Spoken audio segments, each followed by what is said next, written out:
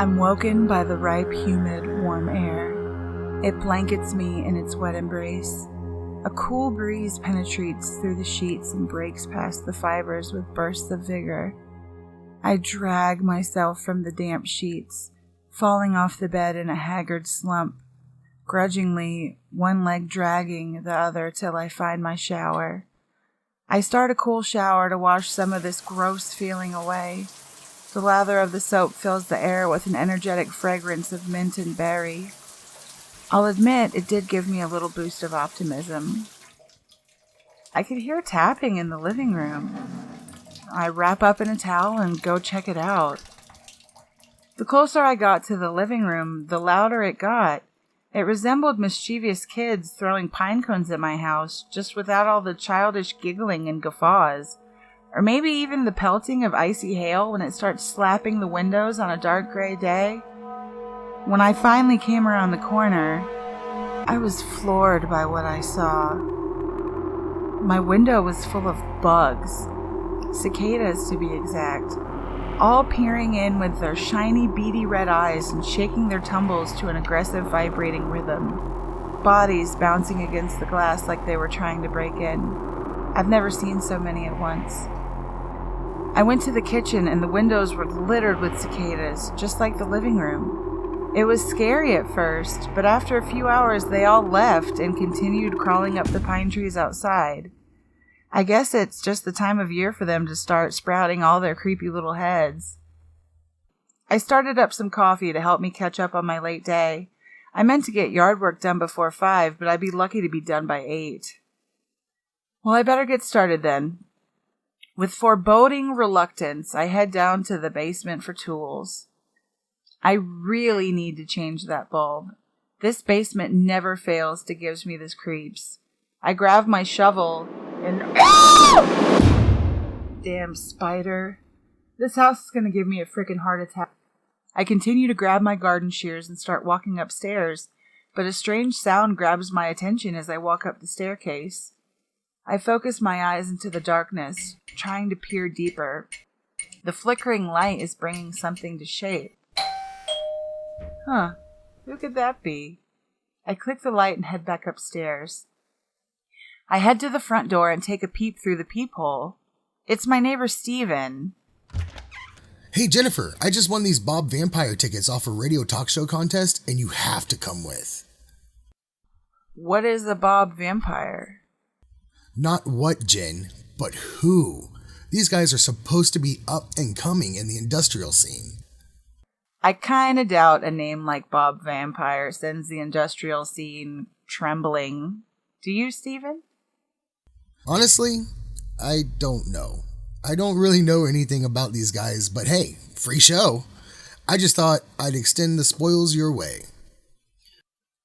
Honestly, I wish I could, but... But you're busy. No, Steven, listen. I really am. Look at this yard. It's a mess. Hey. Yeah? If you weren't too busy, would you be willing to help me out with some yard work? The bugs are a bit unruly, but it's a somewhat nice day. Oh, pass. I get it. Not your plan of a good time. It's not that. It's okay, Steven. I get it. It's the bugs. What? Yeah, I can still see them crawling up your tree and it gives me the creeps. I guess you would call it a phobia of mine. Oh, I never knew, but yes, that's the main part of the reason I'm trying to trim these trees down. I swear the cicadas have been crawling from dirt for days now. I thought it was once every 17 years. I guess I was off a bit. Great talk. Hey, it was good catching up. I gotta tend to some things. You should drop by my place sometime. We can have lunch and pick each other's brains a bit more. Leave the bugs. Just kidding. Kinda. Okay, I'll have to take you up on your offer sometime. Bye, Steven. Way to go, Jen. You sabotaged another. I'm sure he thinks I'm a weirdo now. Let's tell a neighbor with a phobia of bugs all about the marvels of the cicada. Nice. I grab my shovel and start digging out the plants I wanted to move. These sunflowers did great here, but I think they would get much better TLC if I moved them away from all these vine-ridden trees. Speaking of, I have to take care of that one tree riding so close to my house. It's probably the culprit of my cicada outbreak. I pull my axe from the tree stump and walk to the tree. On the way, I notice someone off in the woods. He looks kind of like a hiker with a hoodie, but it was hard to tell. So many people pop in and out of these woods that it didn't strike me as unusual except for how dead still he was. It gave me the vibe I was being scanned. Get a grip, Jenn. He may have just spaced out. Okay, old friend. Today's your lucky day. The tree had this eerie, dark feeling about it. I couldn't quite put my finger on it, but it really weirded me out, to say the least.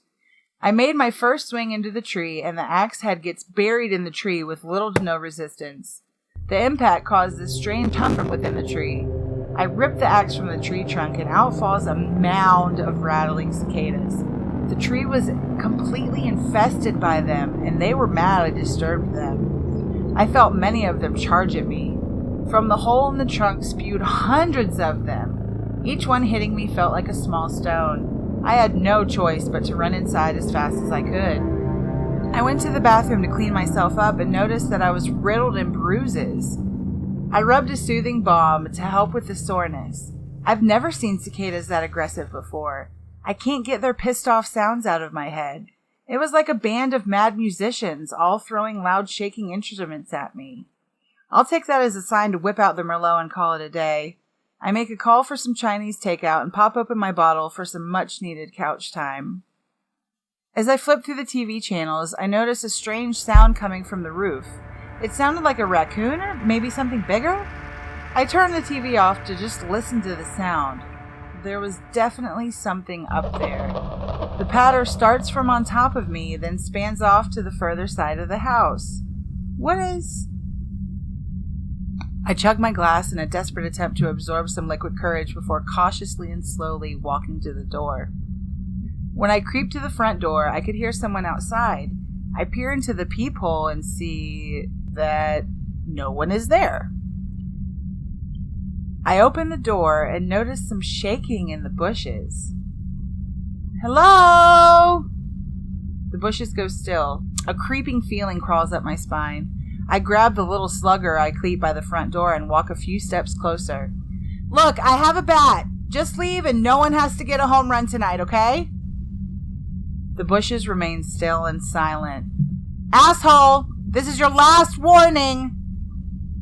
I'm startled from the sound of a twig snapping and I swing my bat as hard as I can behind me, just barely missing the head of... Stephen. Whoa! Babe Ruth, settle down. Shit. I'm so sorry, Stephen.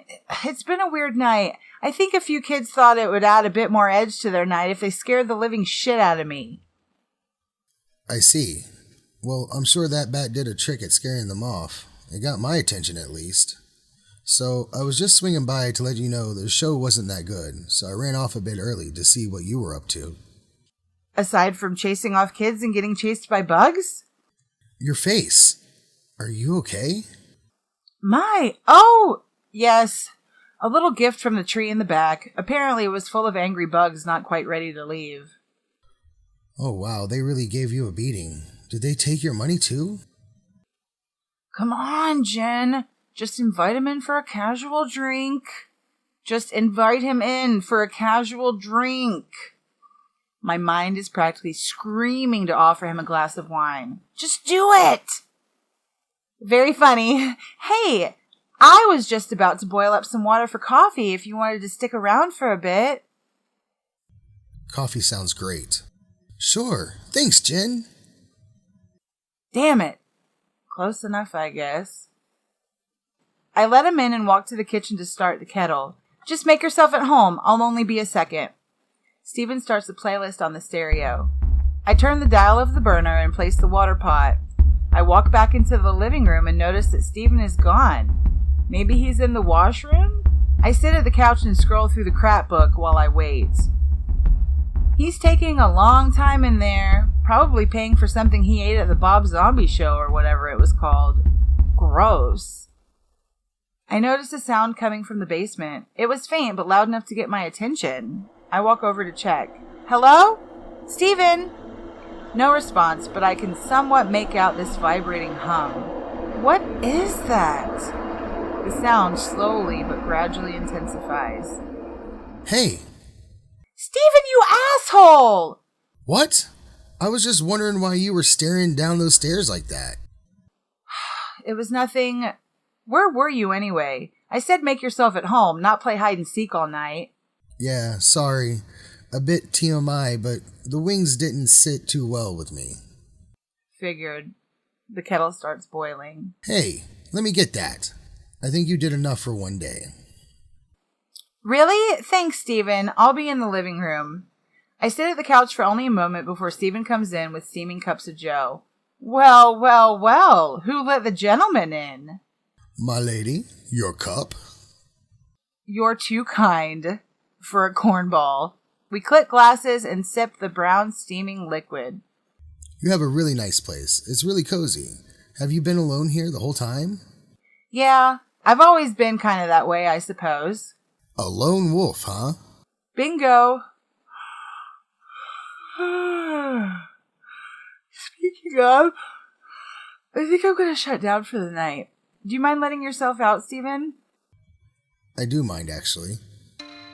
He gets up from the couch and sits startlingly close, looking at me with his shifting look from friendly to a cold, lifeless stare.